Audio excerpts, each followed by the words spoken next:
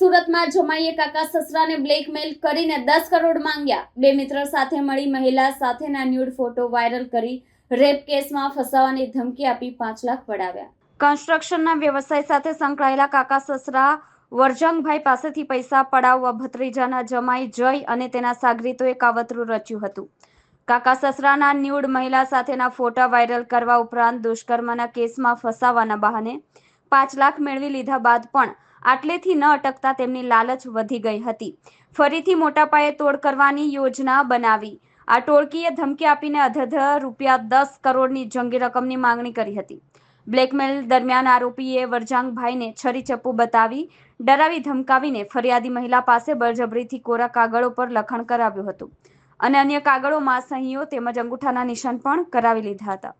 આ સતત થઈ રહેલા માનસિક ત્રાસ અને જબરજસ્તીથી આખરે સમગ્ર મામલો પોલીસ સુધી પહોંચ્યો હતો.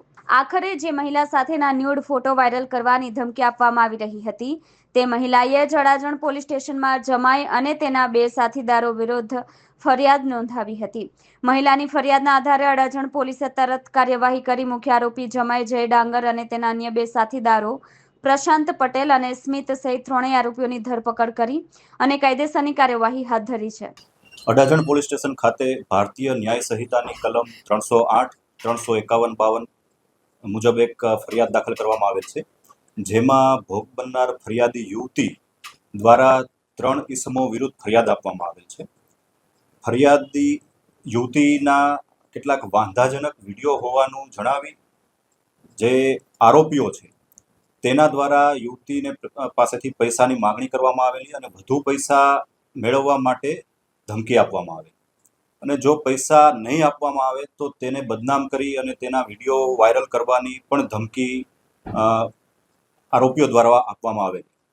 ફરિયાદ દાખલ થયા બાદ પોલીસની ટીમો બનાવી આરોપીઓને પકડી પાડવા તજવીજ હાથ ધરવામાં આવેલી, જેમાં આરોપીને ગણતરીના કલાકોમાં પકડી લેવામાં આવેલ છે અને મુખ્ય આરોપી જય ડાંગર તથા તેની સાથે અન્ય 2 આરોપીઓની ધરપકડ કરી અને કાયદેસર કાર્યવાહી હાથ ધરવામાં આવેલ છે. સર, કેટલા રૂપિયા ખંડણી પેટે માંગ્યા હતા અને આરોપીઓનું નામ શું છે? 5 લાખ રૂપિયા ફરિયાદી દ્વારા અપાઈ ચૂક્યા હોવાનું જણાય. આ ઉપરાંત ₹10 કરોડની માતબર રકમની માગણી ફરિયાદી પાસેથી આરોપીઓ દ્વારા કરવામાં આવેલી અને આરોપીની ધરપકડ કરી તેની પૂછપરછ હાલ ચાલુ છે. પણ પ્રાથમિક માહિતી મુજબ આ પ્રકારની પ્રવૃત્તિ કરવા માટે આરોપી ટેવાયેલ હોવાનું પ્રાથમિક તબક્કે જાણવા મળે છે. સર, વરજાંગભાઈ અને આરોપીના શું સંબંધ છે? આરોપીઓ અને જે ભોગ બનનાર છે તે પ્રોફેશનલી વ્યાવસાયિક રીતે પણ એકબીજાના સંપર્કમાં હોવાનું પ્રાથમિક તબક્કે જાણવા મળેલું છે. સર, એકબીજાના સંબંધી શું થાય છે? એ બાબતની હજી તપાસ ચાલુ છે અને જે ફરિયાદી છે એ યુવતી છે અને 3 આરોપી જે છે તેની આરોપીઓની પૂછપરછ કરી એ કઈ રીતે કોની સાથે સંકળાયેલા છે તમામ બાબતની તપાસ ચાલુ છે. સર, વરજીભાઈ જે છે એને જય ડાંગરનો શું સંબંધ? હાલમાં આરોપીની ધરપકડ કરવામાં આવેલી છે અને એ આગળની તમામ જે બાબત છે તે પોલીસ ઇન્વેસ્ટિગેશનનો વિષય છે અને એ અંગેની તમામ તપાસ હાલ ચાલુ છે.